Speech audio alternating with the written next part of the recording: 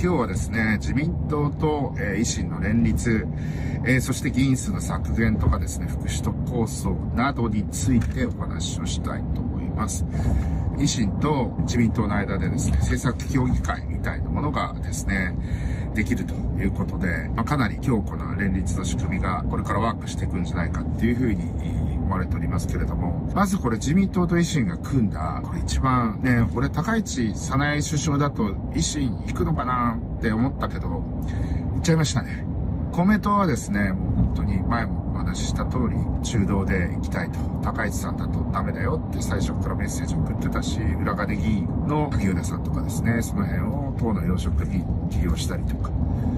副大臣政務官とかに裏金議員を起用したりとかで、完全にそれ、一番公明党の支持母体である創価学会員が嫌なのは、自公の裏金って公明党関係ねえじゃねえかよみたいな感じのところで、選挙の時に投票してください。自民党の候補に投票してください。裏金議員に投票してくださいっていうのが嫌でしょうがなかったわけですよ。だから、もうギリギリ、小泉進次郎だったらなんとかまだ連立維持してあげるよってメッセージを送ってたんですけど、高市さんになっちゃったんで、それはダメだと。高市さん、思ってるよりはだから参政党とか日本保守党に流れた票が高市さんが首相になったことで、どうやら自民党に戻ってきそうだなってのは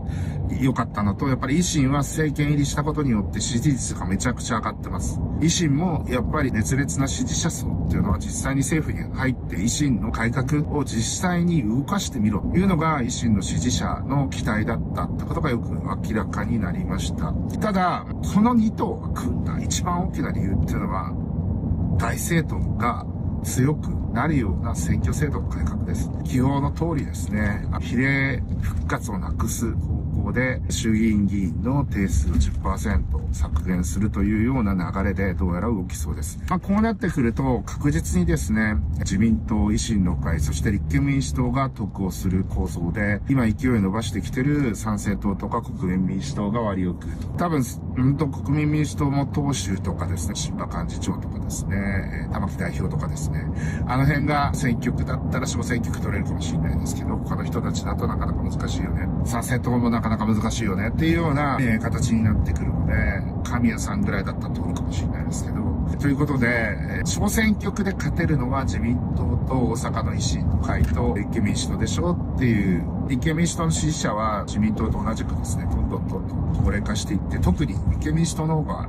リベラル左派っていうのは基本的に高齢者の70代以上なんでいなくなっていくので、立憲民主党の統制はこれからほっといても衰えていくだろうなって分かってるんで、彼ら怖いのはやっぱ参政党とか国民民主党なんですよね。で、そこを一番痛めつけるのはこの小選挙区で比例復活できなくなる改革。なので、この両党はですね、実は、だから、自民党も大阪はもういいや。だから大阪府連からしたら大変なことなんですけれども、で、そういう中でですね、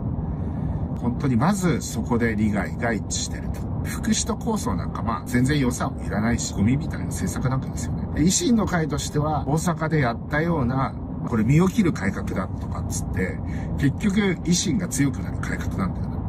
な。いいんですけど、だからあんまり予算削減効果ないわけですけど、それはだから建前ところでみたいな。維新のうまいところはそこですよね。で、維新は実際に自分たちが改革をして、政府の予算を減らして減税をするとかそういったことができるようになるような一歩目を踏み出したいということで、おそらくその社会保障費の改革、いろいろ有識者の人たちに聞いてみると、75歳以上、後期高齢者のですね、医療費3割にするっていうのは、おそらく3割負担に戻すだろうと。この辺が維新と自民党が組んだ一番大きなところですかね。自民党ね、医師会の票が結構あるんで、どこまで踏み込んだ改革ができるかわかりませんけれども、このまま行くとですね、ずっと維新とがっつり組んで、みたいな話になってくるのかなと思いますので、その辺は結構僕は面白いことになるんじゃないかなっていうふうに思っております。いってらっしゃい。